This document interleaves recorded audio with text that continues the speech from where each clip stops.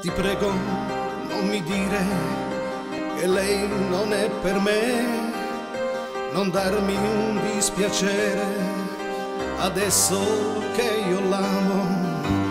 Tu non la conosci, ma quando la vedrai sarà un'altra cosa e allora capirai.